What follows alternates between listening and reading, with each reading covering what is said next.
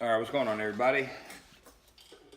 Going to repair this piece that I have here for my carbon fiber intake tube. Had this piece for a while. It was put together initially using rafting adhesive. Got like a good, probably, I want to say almost 10 years, give or take. It's this specific intake with this little bellows piece has been on a couple different swaps that I've had in this car. The single cam Z6 with the stock manifold, the single cam Z6 with the Skunk 2 intake manifold, B20 with the just stock outlast manifold, and right now I have a B series VTEC with the Skunk 2 manifold. So considering where the fuel filter sits, I don't have the space to pretty much just use a regular collector. Long time ago, I mean, I could have probably just picked up a like a 35-degree band or something from like a turbo copper piping, like one of the nice silicone ones. But at the time, I just used what I had. I really don't even know where this came from. It's been around for so long. But yeah, it came apart. So right now, I'm going to show you how I'm going to repair this or bond these two things together using 3M super adhesive, or urethane. It's polyurethane, pretty much what it is. So what I'm going to do with the I already got all the big chunks of the adhesive on there, so I'm just going to spray this microfiber down with some paint thinner and just clean the surface.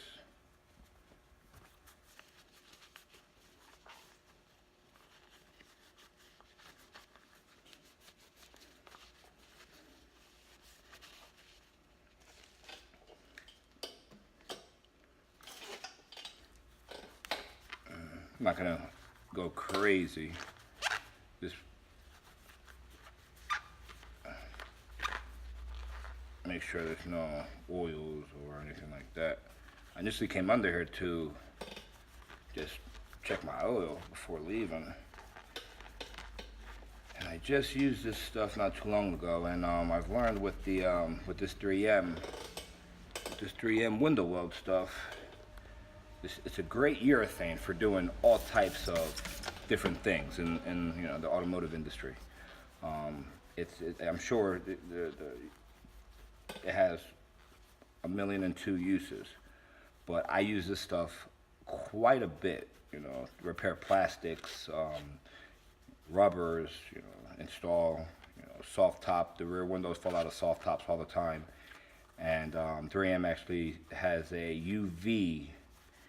Kind of like a UV type primer that they use in conjunction with this for doing the soft tops.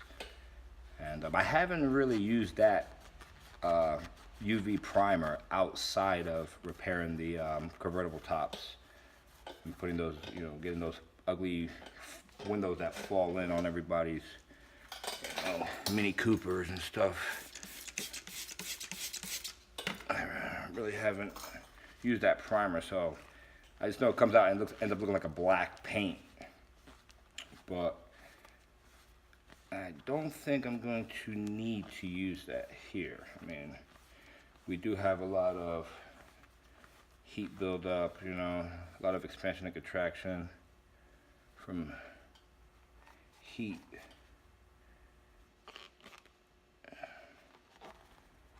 So I'm just going to some big ass chunks left in here.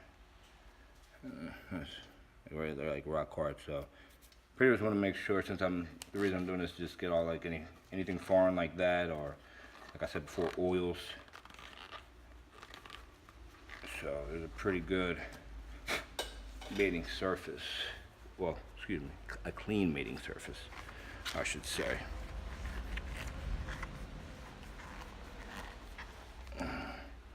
By the way, this is my 1994 Honda Civic Si. I've been with this car for many, many years. Picked this up, actually, it was a stolen recovery. And I got this car, it was a naked shell. Like, literally just, you know, had glass. It didn't have any front end at all. Like, all the front end body panels were pulled off. Had one headlight that the US spec headlight, the glass wasn't broken, but the inside housing was.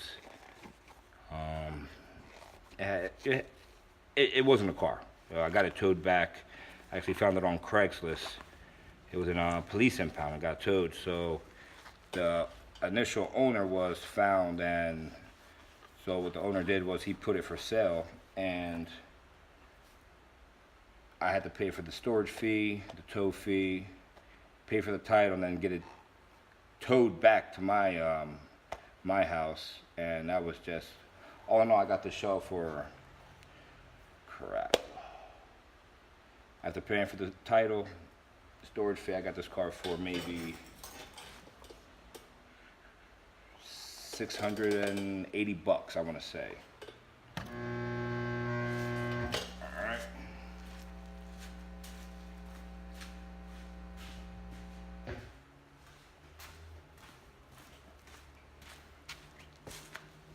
Yeah, so like I said, this was put together a long time ago.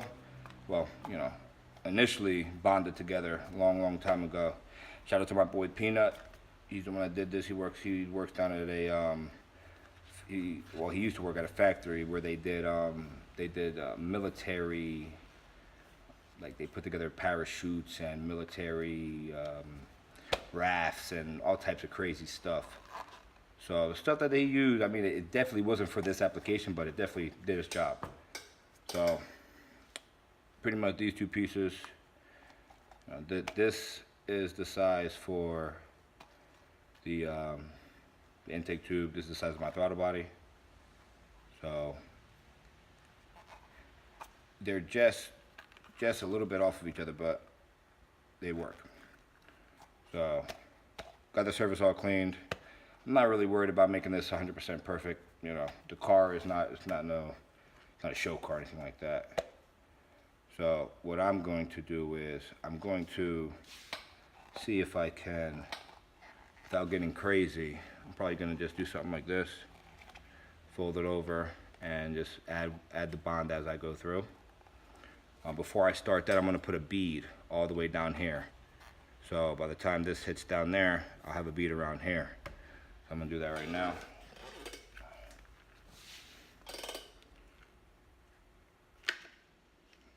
And the reason I use this type of, I use this caulking gun for silicone and everything like that also. It has like a no drip feature. Like no drip and then drip.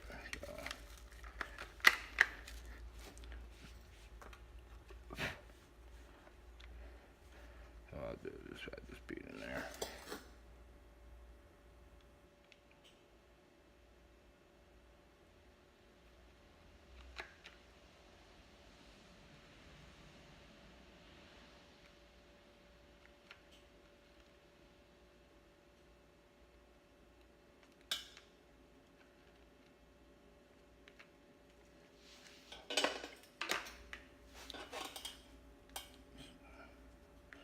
Make a mess in there a little bit. Slide this bad boy in there like that.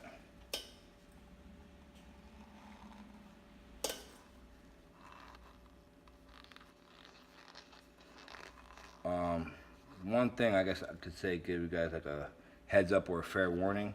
If you are going to need to smooth this out in any way, and you might, don't use your finger. You can get it off your hands, but like once it gets up under your nails and all on your, if you have hands like mine, man, my hands are all chewed up. So if you do, just, you know, throw a glove on, throw a glove on. Smooth that out a little bit. Should make a nice little swirl pattern in here with this. Get a little pre-mixture before the mixture. Alright, so probably can't see. But yeah, there you go. Kind of smooth it all out so it's not all choppy and all crazy looking.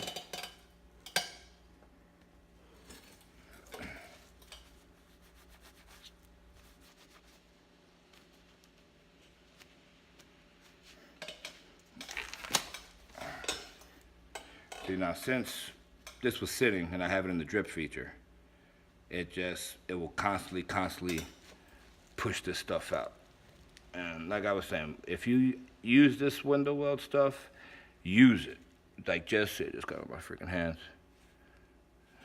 And it's on my nails. And oh well. But if you use this stuff once and you don't plan on using it again, it's probably gonna go to waste. This has a very short life, especially once opened. That's just, you know, so since I've been down that road a bunch of different times, it already actually wanted to bond. Since I've been down that road a bunch of times, I actually just use this stuff for doing repairs like this. Gonna push a little in there.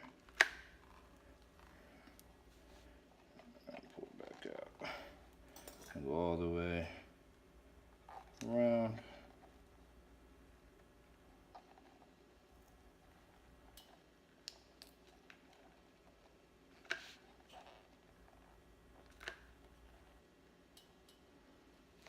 And that's pretty much it. I am gonna let this dry overnight. I'm gonna drive the car home, probably just like that, doesn't even matter. But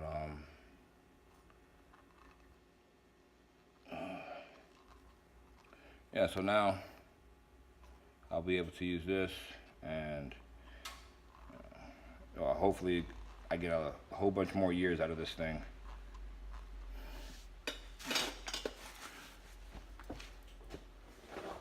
Some of the 3M stuff, like, I don't know, these guys must get paid a lot of money to engineer some of the stuff that they have. See, it's just walking out. Some of the stuff they have is like pressure sensitive also. Like double side tape and stuff like that.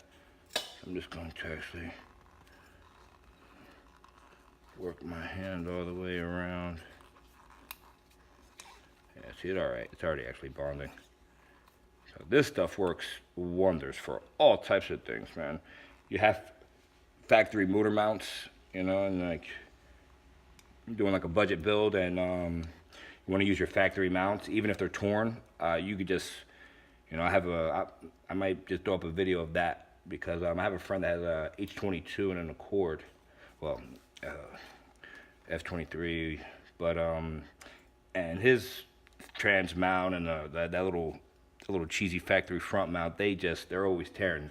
Doesn't matter if you get some brand new, you know, aftermarket one, like the aftermarket being like over the counter from Advance or, you know, Rock Auto, they rip. So I've used this 3M bond and those type of things for doing those type of repairs and stuff. So I might make a DIY on that. But as far as rubbers are concerned, any type of rubbers, this polyurethane works wonders for stuff. And I'm willing to bet it hasn't cured at all, you know. But I'm willing to bet I put this on the car right now, and well, let me just throw it on there so you guys can see what's going on.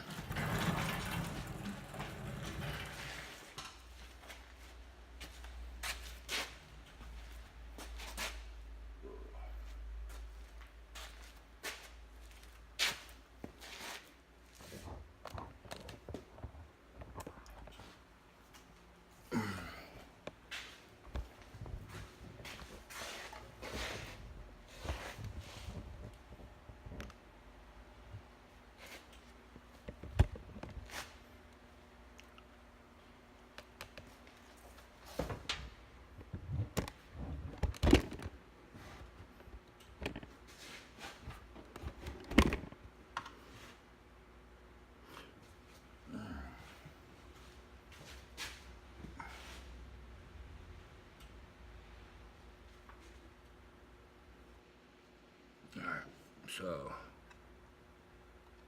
see this side.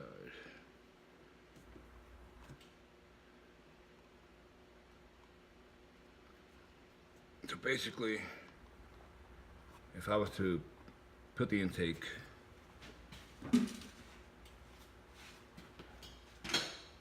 this bottom off my hands, man. This, if you get on your hands and you don't take it off, it ends up everywhere. Everywhere.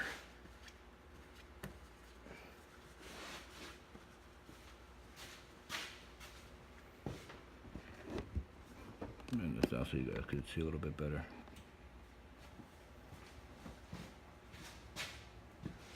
So basically, if I put the intake on here and it sits where it's supposed to sit, something like that, in order for it to not interfere with the strut tower, it will need to sit right here.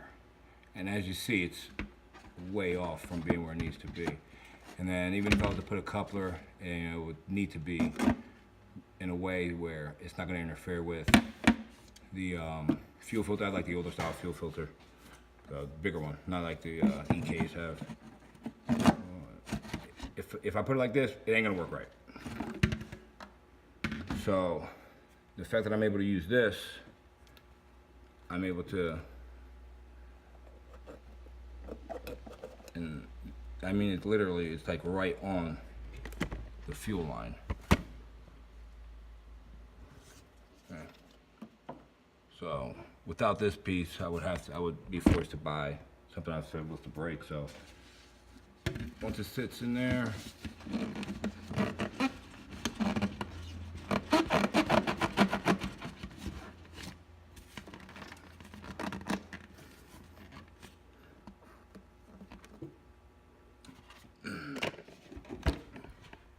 that's pretty much the fitment that I have here.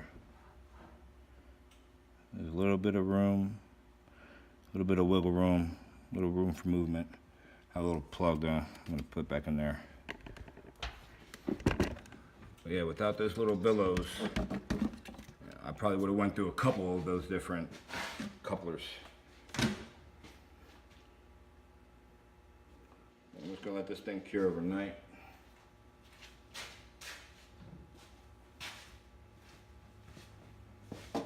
So, appreciate you guys stopping by, watching the little, I guess you could say, Windo-Weld hack. I do have a couple other things I need to do to this car to get this thing right. So, I don't know if you guys can see that, but, you know, street track shout outs. A couple of things I have going on with the car. So, I want to like maybe do a DIY on the 4-door EG door handles, the rear handles on the front.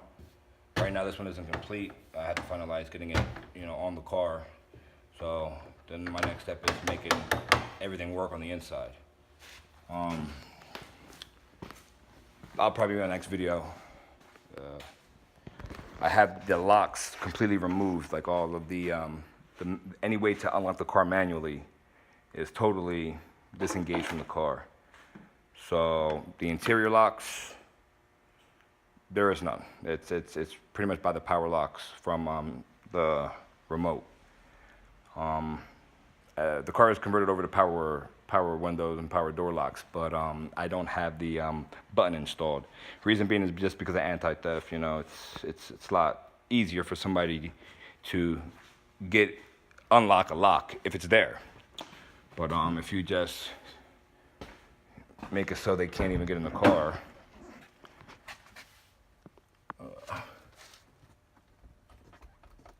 you can't even get in here without the. Let's see.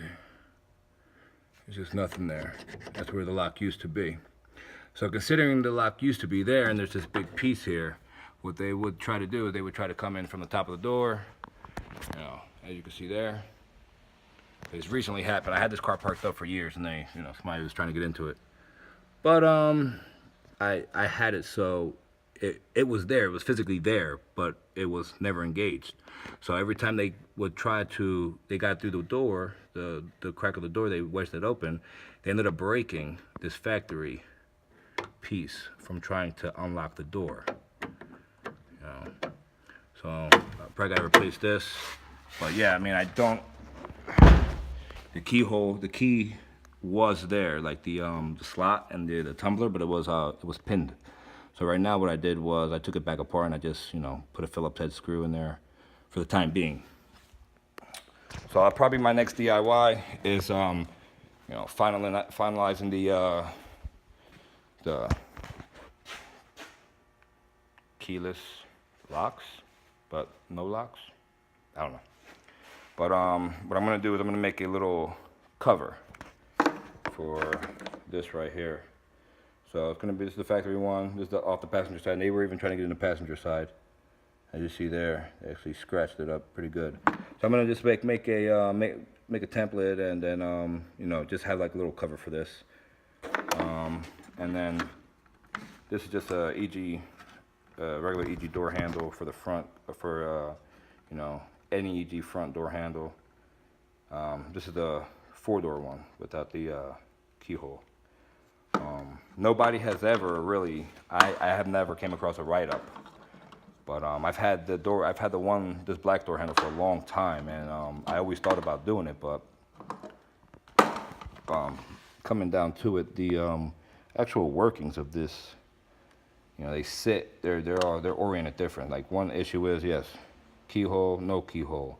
Where the no keyhole is a physical bolt hole for your 10 millimeter. The 10 millimeter on the door is in a different location back here. Same in the front. The physical throw of these little legs is different. They sit at a totally different height, and they have like a whole different, you know, axis going on to them. So this one sits, you know, facing that way. This one sits, wants to go that way in a sense. So I'm going to, the reason that door handle does, I could just move the handle, like, because I have this removed right now. So what I'm going to try to do is I'm going to try to change these legs, see if I can interchange them, and bring you guys along so I can help one of you guys out doing that. There's a bunch of anti-theft things I have in this car. I removed the keyhole in the trunk. You know, the hood release cables relocated to a totally different spot. So, I mean, take you guys on a ride for a couple of little different things. Pretty much resurrecting this thing, so all the little things we're gonna catch up on. So if you guys want to go on this ride with me, definitely stay tuned and, you know, hit the streets together, man. Talk to y'all.